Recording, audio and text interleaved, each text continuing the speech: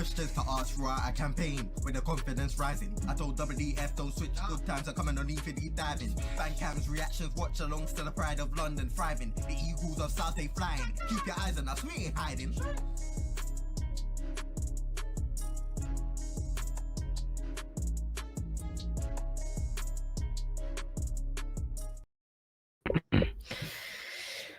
Yes, guys, welcome back to Eagle-Eyed Football. Today we're back with TACT-EAGLE. A bit later, different day than usual, but you know the game's out a little bit later this week, so thought we'd do what we're gonna do, and yeah, we're gonna jump straight into it. Dan, how's it going? Yeah, all good. So it's been a while since this last one. I haven't really been doing much in between, to be honest. But just been it's been quite a normal January. I feel like after December, January always gets very quiet. Yeah, and international breaks, FA Cup, we're just a bit drier, isn't it? Definitely, and like even in life in general, I generally find Januaries tend to be a bit more chill than the other months. How you doing? I agree. I feel like the hecticness of Christmas and then the fact that it just all disappears overnight, really.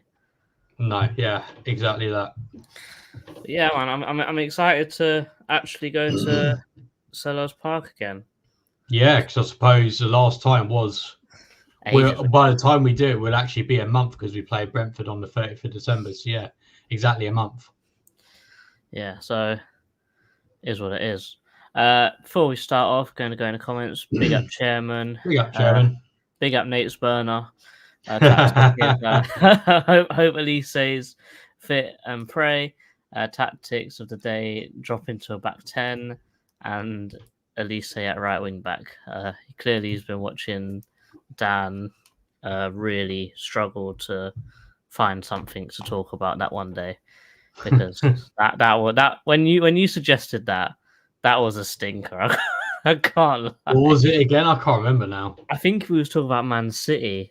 He said, "Oh yeah, we're gonna play Elise at right wing back on his first game back." Who said? Did I say that? Yeah.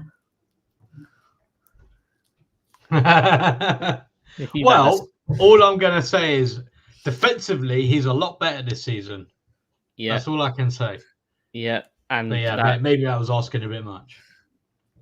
A bit. Anyway, Tim, big up guys. Prem Nunez gets announced tomorrow. If he gets announced soon, could he play? I mean, as long as the registration's all done, there's nothing stopping him, to be honest. And Red F saying oi oi. All right, let's go into our predicted 11s.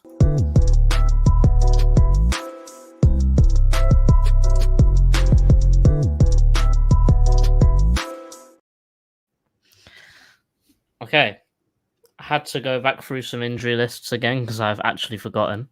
So, injured currently for Crystal Palace is obviously Mr. Cheick, Michael Elise, and Jordan Ayew most likely is going to still be out due to AFCON. Potential return dates for Joel Ward, Rob Holding, and Raksaki for this game. Wow. For our point. And none of them are going to play, so there's no point talking about that for any longer than we should. For Sheffield United, Chris Basham, John Egan, George Baldock, Ryan Brewster, because he's stupid, Max Lowe, and Tom Davies, all out. Don't really think that changes much of either team's first team. So, for example, for Palace, I have gone with Dean Henderson again. I do think that John Stone's probably the better all-rounder, but I think as a shot stopper, Henderson's probably the one. And you know, you need to stop the goals with your hands before you can do anything with your feet, basically. Then we go with Mitchell, Gay, Anderson, and Klein, with Lerma and David Ozo in midfield for me, with Eze, Edouard, Mateta, and on that right wing, we have no one else. So I have gone with Mr. Matthias França. Jeez! Dan, what are you saying? Or are you changing me? This isn't out of what I would do, but in terms of what I think Roy would do, Hughes for Ozo, definitely. Or Richards. I put Richards there, but I could quite easily see Hughes. And on the left, I put. Wait, am I getting mixed up? Is Schlupp available? Yeah. Oh, yeah, I think he'll put Schlupp on the left then. All right, well, I do not want that. Or he could do that mad thing that he did. I can't remember when it was, but it was like a 4-4-2. I can't remember. Maybe I'm getting confused here, but I'm sure I remember. What did he do against Arsenal? Because I actually didn't watch the Arsenal game, so I can't remember. That game has left my memory because of how bad it was. Okay, fair enough. But right. Eze played sort of left midfield in like a 4-5-1 kind of formation. Right. Okay. So Eze sort of played left midfield. Right midfield was, I can't even remember. I think it was Schlupp actually playing on the right midfield. Right. It was awful. It was just all over the place. Because you know what? I wouldn't bet against him playing Schlupp on the right-hand side, him moving Eze out to the wing, and then playing Hughes in the 10 and Richards where Ozo is. Oh, that goes without a doubt. Like I said, I don't want that, but I wouldn't be surprised if that's what happens. Definitely. But other than that, would you be happier with this team or the team that Hodgson would put out?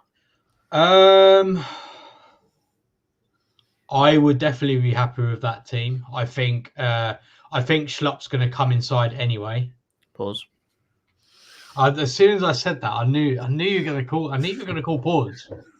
But I think Schlupp will move more into the centre. Is a better way of phrasing it. And I think Eddie's good at doing that anyway. My only reservation, and this is based on me watching Sheffield United, is that I feel like their right-hand side is more dangerous than their left-hand side. So with that in mind, do I really want to be relying on Eddie trying to help Mitchell defend that side? I'm not too sure. Well, I would say that with a certain new signing that they've got, I would say their left side is probably better now. Who have they signed? Have I missed Diaz. I gotta be honest. I saw the game against West Ham, and I didn't think that much of him, to be honest. I think like him and Brooks. Well, we'll come to it later, but I still think their right hand side is just a little bit better, in my opinion. Mm-hmm.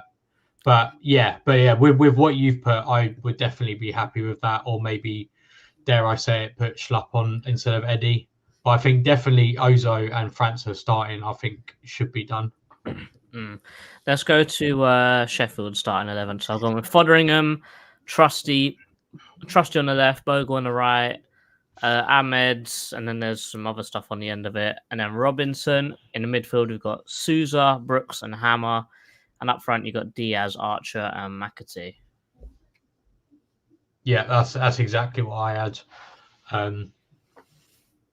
Like a 4, like it's like a weird like 4-1, 4-1 or a 4-3. Do you know what I mean? Like I feel like it could be one of a few things. I feel like with how they play, it's a 4-3-3, but it's a very narrow kind of 4-3-3.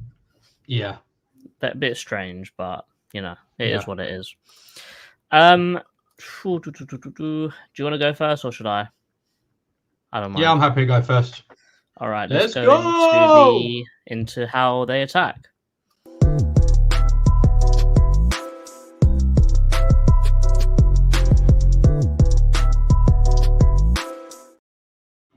Okay. First things first, let's not get it twisted. I don't like slagging teams off. But Sheffield United, attacking wise, are probably the poorest league in the team. Poorest league in the team. Oh my god, the poorest team in the league in terms of their attack. And I say that even with the caveat of Chris Wilder coming back as well. I did have a look at the game since. To be fair, they have had some difficult games since he's come back. Like they've had to play City, they've played Chelsea, they've played Villa away. Like they have had some difficult games since he's come in. But I haven't seen any, in terms of the actual raw stats, I haven't seen anything crazy. But anyway, just to talk about the stats quickly, they currently rank second worst for expected goals created this season. They rank, I'll just talk about their attacking stats just to clarify. They rank joint second worst for the amount of corners scored. They rank joint second worst for the expected goals per shot. So on average per shot, they have the lowest, the worst chance, the least best chances to score. They complete the second fewest crosses in the league into the box. They complete the second fewest passes into the box in the league. They, in terms of all the different types of shot creating actions that are possibly made, they rank, I think, at best third bottom for those. That could be a live pass, a dead ball, a take on, a shot, of a foul, or a defensive action. So they rank at best. I think the only one that they rank not bottom two is shots. So as in, if they have a shot, within two actions, someone else will then have a shot. And to be honest, I feel like a lot of that hinged quite a lot on one particular game where they had like 5 shots in a row that were just blocked on the line. It was like a goal line scramble. Mm-hmm. So that really, when you think about it, that's only like, if the first shot had gone in, the other 4 wouldn't have happened. So when you take that into account, they could theoretically be bottom. They have also had the fewest touches in the opposition box this season. They've had the fewest touches in their attacking third this season. They've got the lowest aerial duels 1% this season. They've got, despite having very little possession this season, I think they rank second bottom for possession. They rank third bottom for ball recoveries this season too. Second bottom, my bad. So as you can see, statistically, they aren't very good. But as Rich is just saying, we are charity professional football club, and no doubt those would be subversed on Tuesday. So, how do they build up? So I'm going to break it down into the initial build up. So if like the goalkeeper's got the ball, and then we're going to talk about more what happens like in the middle of the pitch, and then finally in the final third. And then if there's anything extra I want to add, I'll talk about at the end. So when they've got the ball with the goalkeeper, so let's just chuck some of our players up here. So let's say we're up there like this. The defenders will split, pretty standard for a team, and the fullbacks will push up a little bit. Generally speaking, they will try to kick it long to the striker, which is, in this case, I've got Asula on there. Could be Archer, but whoever it is, they're going to probably kick it long to this player to try and win the ball in this middle section, either by Asula winning the ball himself, or perhaps, I don't know, Anderson comes in for an aerial duel and then it falls down to someone in this kind of area, whether it's Hamer or Brooks or whoever. They will try to pass out sometimes. They do like to mix it up a little bit. And that was something I noticed with their formations as well. Chris Wilder does seem to rotate around different formations. So I think he likes to try and keep people guessing what he's going to play. But if they do, they'll pass it to one of the centre-backs. And generally speaking, Souza or whoever the defensive midfielder is, the holding midfielder is, will try to they'll act as like the pivot. So Souza will get the ball past to Hamer or McAtee or Brooks or whoever manages to find some space in between the lines. Sometimes Hamer will drop as well, so it becomes a bit more of like this kind of formation. And again, that's just to provide extra options. So Hamer's also very good on. I think he's probably one of their best players, to be honest. But he can drop off, pass the ball around, and so on and so forth. That's generally how they'll try to do it. Their other method of progressing a bit higher up the pitch. So let's say they do manage to move the ball. This system still stands. So Sousa will still be the pivot. Hamer might drop to try and make it just try and make it a bit different, just to get a numerical advantage. Another thing that they do like to utilize a lot is, let's say they win throw-in over here. They like to use, normally it's Jack Robinson who's got a really good throw, so they might swap over just to provide cover. But Jack Robinson has got an enormous throw. Like, I kid you not, one throw I see him do was like from here, and he threw it to like over here. So he's got a really, really huge throw, and that's another aspect that they'll try to use to try and gain up the pitch. And as I'll show you in a minute, they'll try to use that as like a pseudo set piece. So that's what they'll try to do. Now, one thing I did tend to notice is that their attack tends to be a bit more asymmetrical.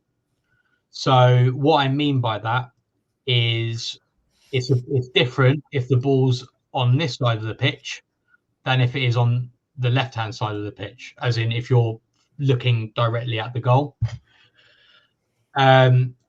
So generally what I've noticed happens here on the right, the start of the right-hand side, if you're facing our goal, is that McAtee will try to come inside a bit more, and then Bogle will be the one that provides the width.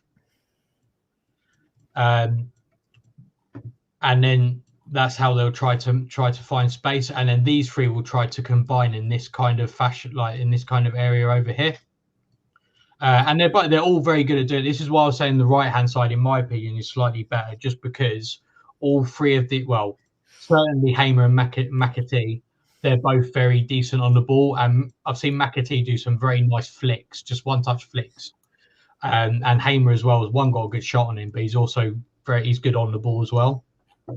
Bogle, I'm not too sure about, but again, like, I think he's decent on the ball, and he will just provide that width that drags Mitchell out a bit, and then give hopefully Hamer and McAtee an overload for them. Yeah, Bogle's he's a very good attacking fullback. We were looking at getting him from Derby the same year that we bought Malcolm, I believe. Yeah, was gonna get him, but then these guys got him instead. Yeah, he's very good going forwards, but we'll speak about how he is defending. Yeah. Okay, fair enough. So yeah, if he's good attacking, then again, there's all three very decent players with very good technical ability who can thread balls through to try and hurt the opposition. And again, like McAtee will try to find space in behind, along with Asula as well. Let's not forget Asula, or whoever the striker is. Cameron Archer does very similar as well. He's happy to try and run in behind and stuff like that. This is the area I think that they'll try to hurt us, especially with depending on whoever our left-sided winger is as well. I think Jefferson Lerma will be important. I'll talk about that in a minute, but I think that could be the side they tend to go for more. The reason why I say that is because on the left-hand side, Trusty isn't as attacking as Bogle. So Trusty tends to be a bit more like he actually tends to come into the when the ball's in this kind of area, he'll tend to come into the midfield a bit more. So sometimes you might see like a midfield three similar to like something like this, with the two rest defence of the back just to stop any potential counterattacks. And he'll tend to underlap, which is a bit of a remnant of Chris Wilder's when he first came into the Premier League with Sheffield United. He was well known for he had three centre backs, and generally one of the centre backs would follow this kind of area, like an underlapping centre back, which is very, very interesting tactic. But that's a general kind of place that they'll be. So and if it's on the left hand side, generally Hamer will drop into that three. But then what I think is quite good on the left hand side, like I'm actually a big fan. Since watching them recently, I think it's Kel Brooks, but he's a very good player. He's got some good skill on him. I think maybe he could refine his end product a bit better, but on the ball, I think he's quite good and he's got some good skill. So let's say they are on this side of the pitch. Brereton Diaz will provide the width. Brooks will come inside a bit more. Again, I've done it again. And Trusty will tend to be in this area a bit more. And similar to the right hand side, on this side again, they'll be trying to look for 1-2s and stuff like that to try and enter the box.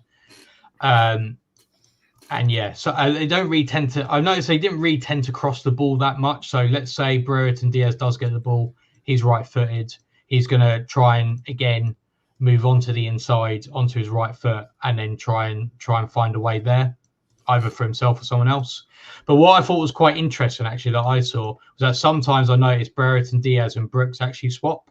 So sometimes Brereton Diaz will be in like this inside area, and Brooks will be on the left. I'm not sure what foot Brooks actually is, but he's more than capable. He's definitely the kind of player, rather than Diaz cutting inside, Brooks is more than happy to try and do a 1v1 and then try and take it around the player. So you have got that element to their attack as well.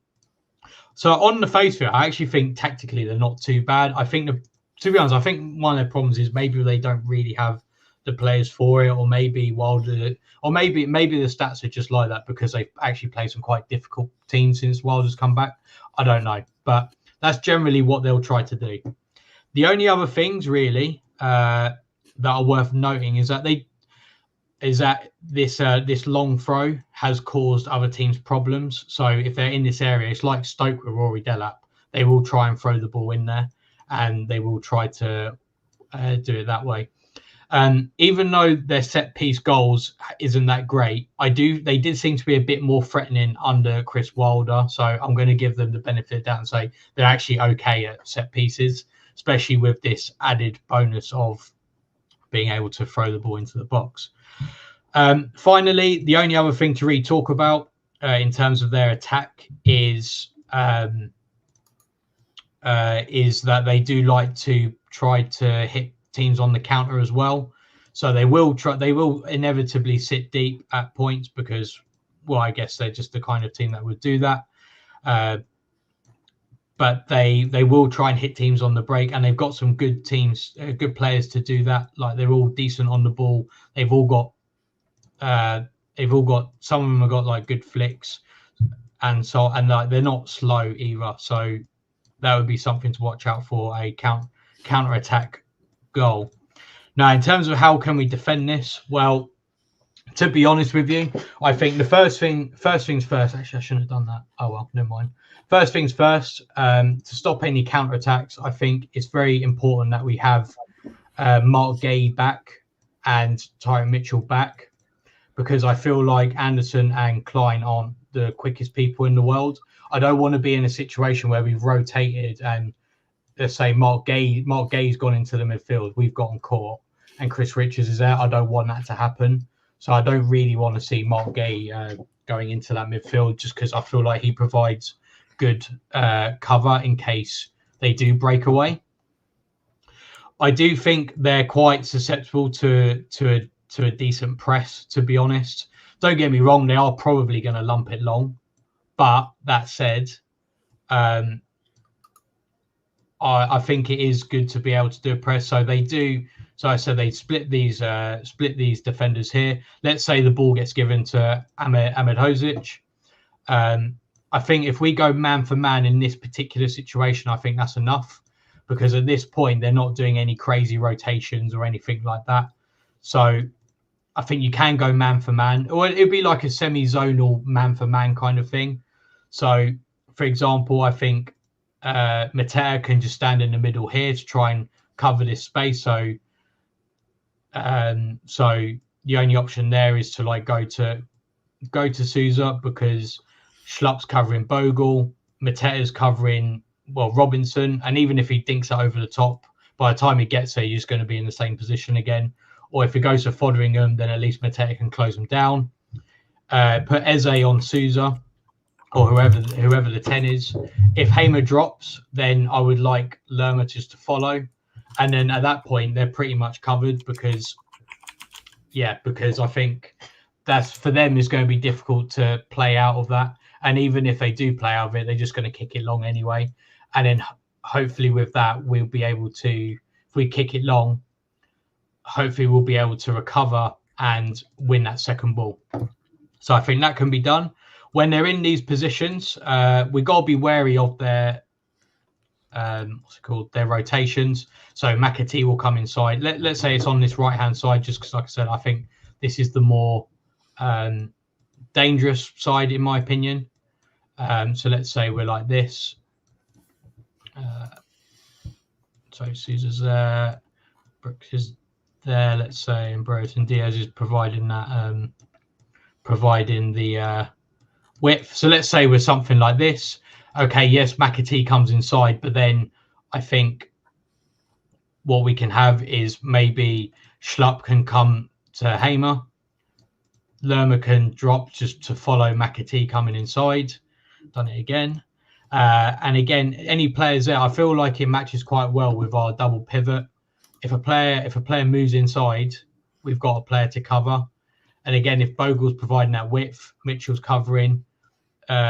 On the other side, again, we've got Klein covering.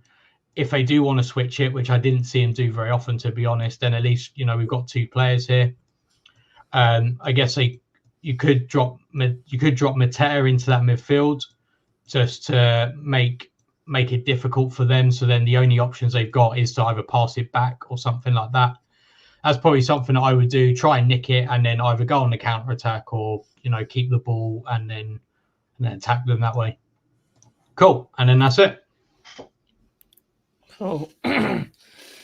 So basically, they've got good tactics, good ideas, just don't really have the players to pull it off. Yeah, I feel like that's a very basic way of breaking it down. Yeah, basically, yeah. I mean, I don't think what they do is particularly bad. Like, yeah, it's just I would say like the quality maybe isn't quite up, or like they like, for example, some of those players are young players. Let's not forget that. McAtee's 21, for example. Yeah, exactly. I think Brooks is 20. So in that front line, there is a lot of inexperience. I think they didn't get the players in the summer that they probably should have. Yeah, I think that's Slimani as well, who's a good player off the bench. I think he's about 22, so he's not very old either. Yeah, no, exactly. Rich here says, question for Dan. How does this work with Schlupp and Hughes in our team?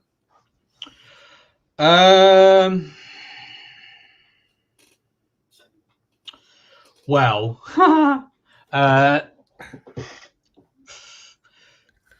I think as long as they mark more zonal, like semi-zonal man marking, I think they'll be fine.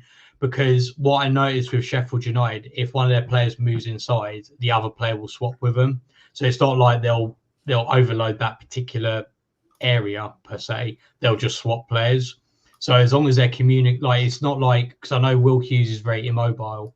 I think as long as he's in that general area, if a player then moves, say, to the wing, and then the other Sheffield United player moves inside, then I think good save. And then I don't think that'll be a problem for Hughes in that sense, because I think it'd be fine. Yeah, also with Tim is saying about scramble in the box, we've always been bad at scrambles in the box. There's things that seem to not go our way all the time. In relation to that first one, I don't know what they were like under Heckingbottom, but certainly under Chris Wilder, it's something that they've started doing, and that he came in after they lost 5-0 to Burnley. So I think it's 7 games he's been on. In terms of Ollie McBurney, well, he's a good player for them. I think he's just a good head for them to have, because he's because he was around the last time they were in the Premier League, so he's got very good experience. And like I said, I think their main problem isn't, like, their tactics are okay, but I think they've got a lot of inexperience there. And I think with McBurney, he does provide that experience. So that's what I would say. Yeah, he's also an experienced player. Like when they came out first time, like Billy Sharp was the main guy. Even though he was getting a bit old, he was still that level-headed, professional to keep him going throughout the hard points in the season. Yeah.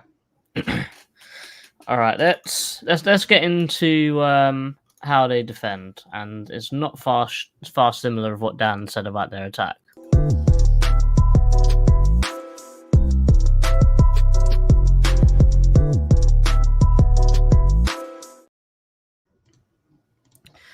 Okay, so things that we need to know before we even get started about talking about Sheffield United is this one stat, and I think this one stat probably it means a lot more than what the actual stat says. So, throughout up until this point in the season, for both Wilder and Heckingbottom, they've conceded an average of 2.4 goals per game. Well, got goals. Goals. Oh wow, really? Yes. They concede an average of 2.4 goals a game. Yes. That's crazy. And obviously, it don't sound good, but it is one of them things where you can see why the second you start to break it down.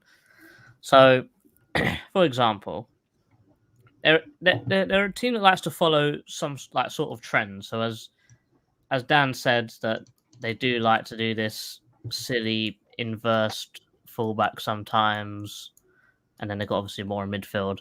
But as Dan said, they don't have the players to do it. But they have got a serious problem which seems to catch them out every game that they concede. Because I've only seen about 3 or 4 goals that they've conceded, which aren't what I'm about to show you guys right now. And I'll say it's an overlapping fullback, and that's something that we just do not have. The reason why I say that is that, let's say, for example, Edouard has got the ball over here. Anderson's pinged him a ball. Let's just move everyone up the pitch. Yeah, Anderson's pinged him a ball. We're just chilling about here.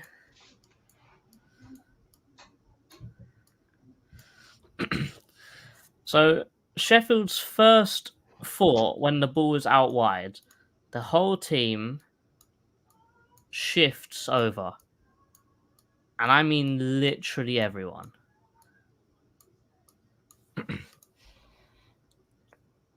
And you've seen it against West Ham, and I've seen Luton do it as well. So I'm not saying that this is something that Man City can pull off, because Luton done it twice and scored 2 goals from it. Granted, one was an own goal, but it was still crossed into the box.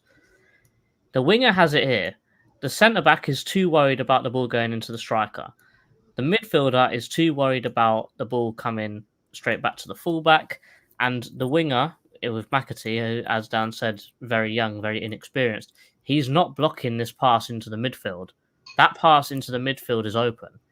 So, for example, Edouard, pass it in here, and because the whole team is so far over, França would have acres of space. Obviously, what França would do, start running inside, everyone starts to shift over again. If the fullback overlaps here, you've got unlimited options here. You've got 3 runners into the box, 3 against 3. And that is the main thing that goes wrong with them. It's that and the back post. Like I said with you earlier, Bogle is very, very good when going forwards. However, he's 5'7". Back I know post. how that feels. Yeah, I don't know how that feels. I'm 5'4", mate. But the back post, Trusty, I don't know how tall Trusty is, but I know he's not very tall either. Both sides, the back post is a huge concern for them. Because every time you whip the ball into the far side, if you can jump over their fullbacks, nod it back across, maybe get a goal. Very, very simple things. And I said the fullbacks is their main problem when defending. Ahmed, very good central defender. Robinson, very good central defender. Souza is actually all right in midfield as well. But it's the fullbacks. The fullbacks is the main guys. If you run at them, they don't know how to defend against you. If you pass through them, they don't know how to track the run. If you cross the ball in, they can't head away. They have got so many problems at the back. And I think it's just related on personnel. If they had better personnel, I feel like they'd get away with it a lot better. For example, if we do have that situation where, let's bring him back. Let's say we do have this situation of França has the ball here. He has the ball in some space. Trusty and Bogle, their first thought, if the ball's over here with a player free, is not to sprint out to them. They sort of like try to meet the guy where they are. So if França's here and you can see him running inside, Trusty will sort of like, he won't come out straight to the player. He'll sort of try and block off where they're trying to go to. And by doing that, you're opening up someone else in the middle, for example. Whereas if France's back here and his first thought is to run straight to him, that pass to Eze is not on. But because he tries to block his run, he opens up a lot of space in the middle. And that's where we come to another point.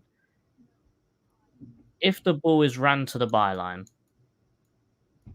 we've seen it before with many teams that we've talked about not Transfer Weekly, TACT-EAGLE. They run past. If you hold your run, they will run past the ball, and you've got space on the edge of the box to smash the ball in. I'll show you some pictures because there is lots of evidence of this happening. Don't worry yourself.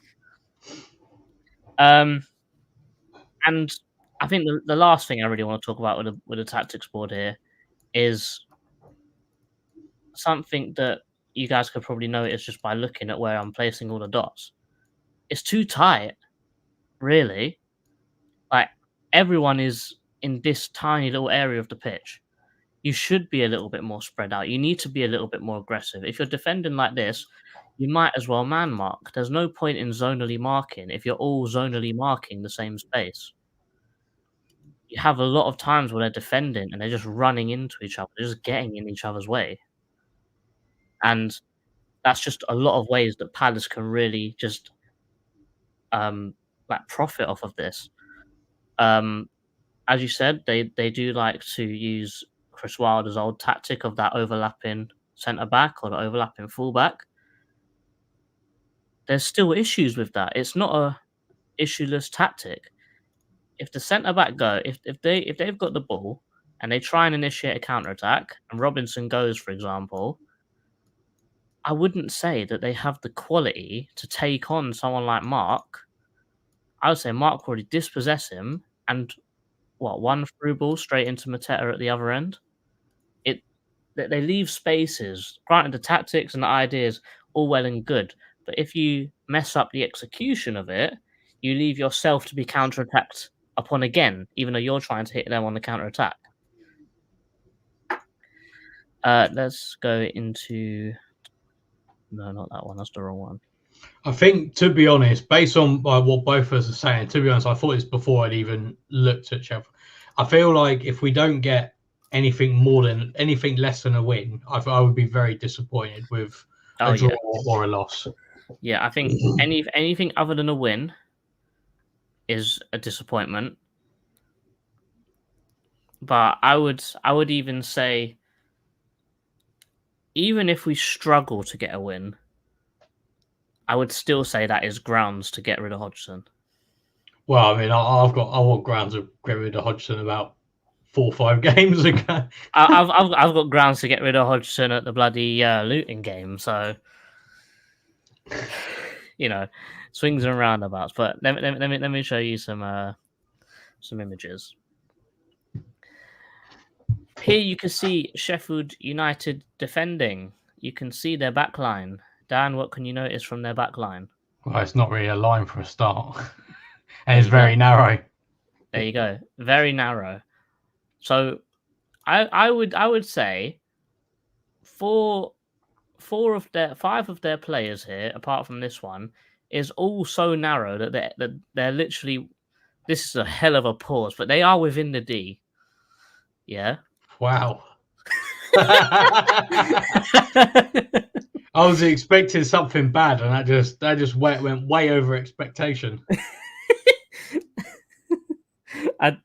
You know what? Oh well.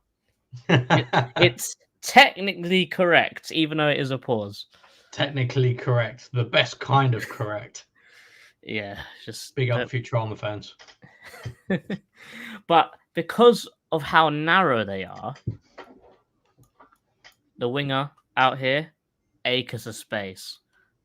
The fullback out here, acres of space. And granted, this striker ain't moving, but he's still technically in space, even though he's surrounded by 4 players. Mm.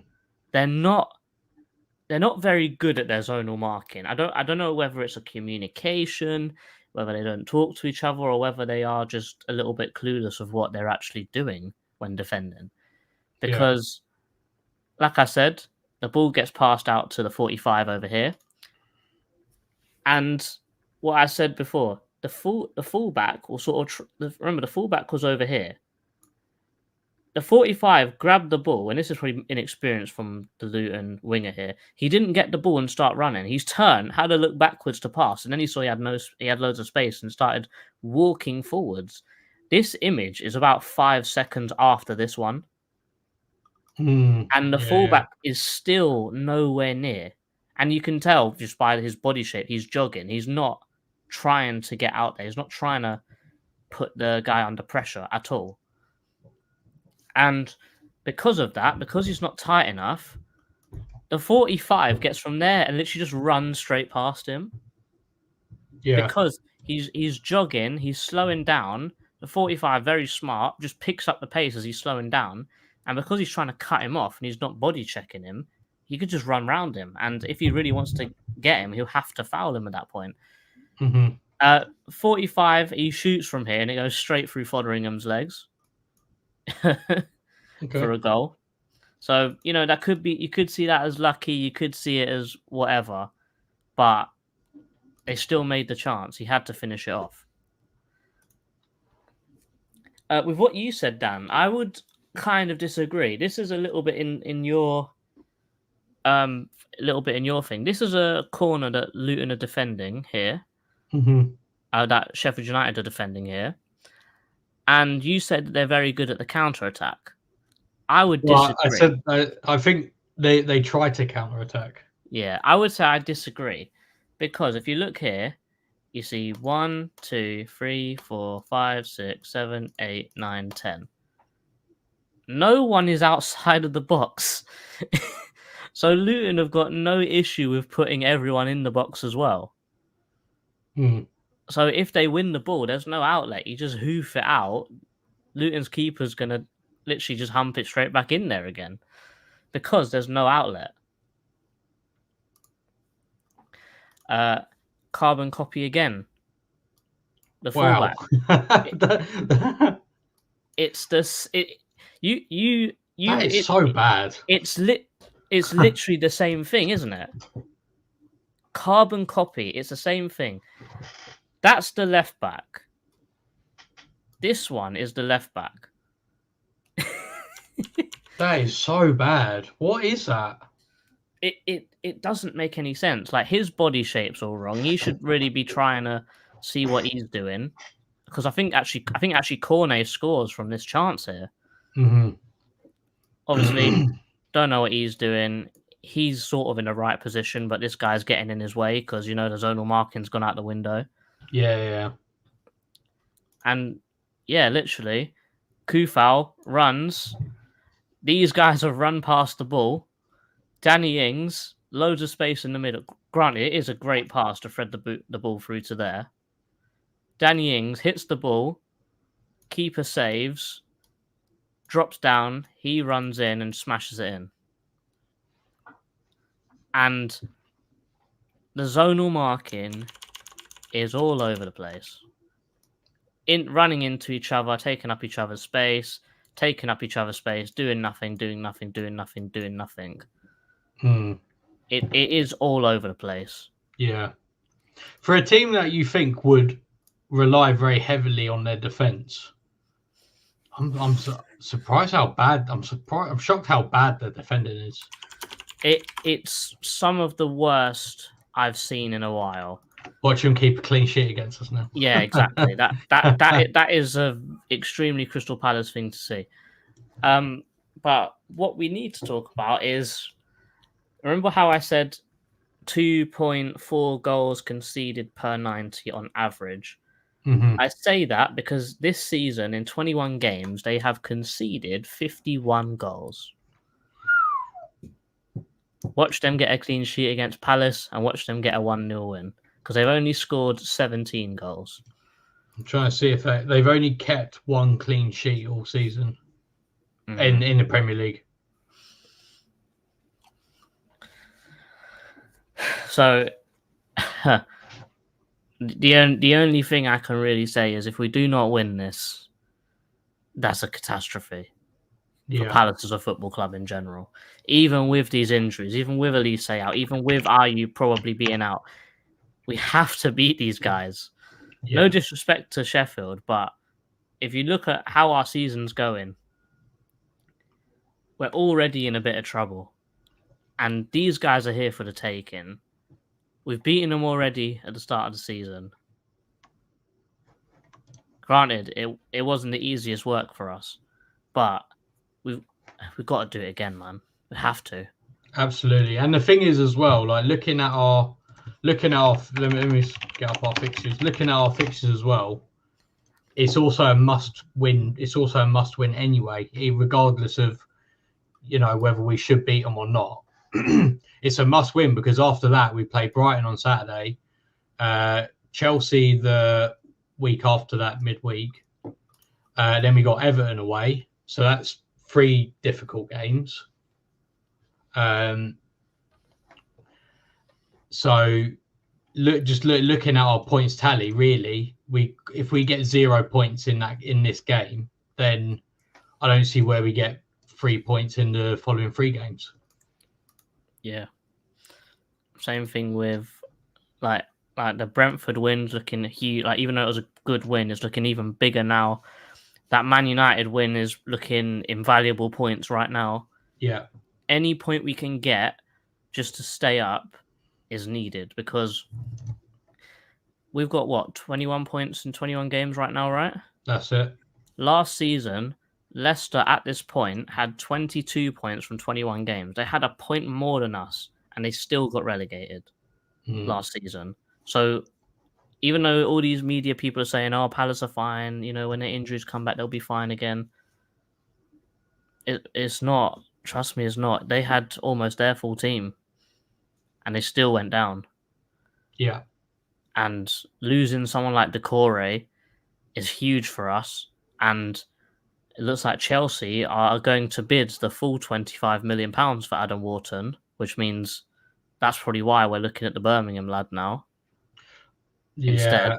I mean, with that, personally, I think that's a bit of negotiation thing. I think both teams are leaking stories on purpose because Parish has done that before because we leaked about going for Jordan Jet, whatever his name is.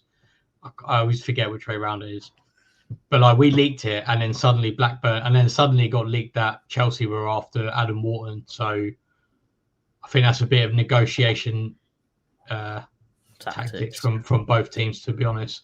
But you're right though. We need another player. We need another midfielder because problem is with Decore going. It's not even necessarily that Decore got injured. Well, I mean there is, but it's not even necessarily that. It's the fact that we didn't have anyone to cover him either. Yeah. And it would be even worse if we didn't have Lerma. Where would we be without Lerma now? Well, yeah, exactly. We currently have a midfielder, Chris Richards and Will Hughes. And that is worse than what we've already got. Yeah, somehow. It is low right now. UK Pat here saying thoughts on Munoz. How do you say that? Munoz? You're Brazilian. He's Colombian. It's got the little. I think it's the I can't remember what it's called, but a little line above it. I think it would be Munoz, like the end's like a ñ kind of thing. Okay. But to be honest with you, I didn't know a huge amount about him before we were linked with him. I know that he's, from what I've heard, from what I've seen from what Genk fans have put on Twitter and Belgian football fans, he appears to be very good in attack in the Belgian league. How that scales up to the Premier League is obviously we don't know that. I've seen some Genk fans saying he's the best fullback in the league for the last 4 years. So if he's pony in the Premier League, then yeah, well, that just sums up the Belgian league then, if that's true. I think he's been at Genk for 4 years now, and he's been in the Belgian league's team of this season for 3 of those 4 years. Oh, so wow! If that's anything to go off of, then Yeah. Okay. Fair enough. And what was it? 8 million quid as well. I mean, I don't know how long his contract is, but let's say it's 4 years. That takes him up to the 30+1 mark. Then that's £2 million a year in terms of amortization. Yeah. It's not a lot. And also, it's another South American in the team, isn't it? Yeah. So you're making Lerma's got a Colombian friend. França, more South Americans that you could probably communicate with now. Yeah. So no, definitely. Good to build that kind of culture. If we're trying to go for the South America thing, you got to get other South Americans in the team, so they're not really just isolated. Yeah. No, definitely. Timmy says £8.6 million out till 2028. That's a long contract. Was that 5 years? 4 years. 4 years. So then that takes him to the 30 and then the 30+1 mark, I think. Yeah. Also, I know that I know they want to. I think they put a release, not a release clause, a sell-on clause in there. But it's a bit strange. He's going to be 30 soon in 2 years. I think. I can't imagine us making. And if it's a sell-on, usually the sell-on clauses tend to be on any profit. So I can't see us making profit on that. That's a bit. Yeah. If we sell him, we'll probably go for what we bought him for, maybe even less. I fully expect, and this is me half full, which I know is probably not true, but I would imagine the idea is that he would take us for a few years, this Munoz, and then in that time we hopefully sort out a more long-term right back, whether that's someone from the youth academy or a player that we bring in. Yeah, because Imre is looking really good right now in the youth team, so they could be trying to have a fullback duo of Munoz and Imre maybe. Yeah. Never know. All here saying Colombian friends. Friends. França doesn't speak Spanish. No, it's Portuguese. To be honest, the Spanish in South America and the Portuguese in South America, put it this way, if you could probably understand the gist of what they're saying, and also depending on where they are, they probably would speak a bit of Spanish or a bit of Portuguese anyway. Mm-hmm. I think that the only thing left to do now is score predictions. I think I threw you under the bus last week. So, what would I say? I want to win, but I can't see it. That's the problem. I can see a dead game. It's Sellers. I can see 0-0. I really can see 0-0. I'm going to say 0-0. I have no confidence. I'm going to go 2-0. I wish it is. Mate, I hope it's 2-0. I really hope it's 2-0. I think he'll either be 2-0 or if it's not 2-0, for whatever reason I think it'll be 0-0. If that makes any sense. So you're copying me, but not properly copying me. I'm going for 2-0, but my backup is copying you. Just in case. But guys, thank you very much for watching. This has been TACT-EAGLE. I really, really, really hope that we do get 2-0 from what Dan said, but it's one of them things where you're like, Prepare for the worst and hope for the best. That's my motto when it comes to Crystal Palace. Pretty good one, to be fair. I think that's fair enough. Rich is saying 2-1 Palace. Okay. Well, let's see what happens. Guys, thank you very much for watching. This is Thanks. TACT-EAGLE. Thanks for watching. In a bit, up the Palace. Up the Palace. Eagles. Eagles. Eagles.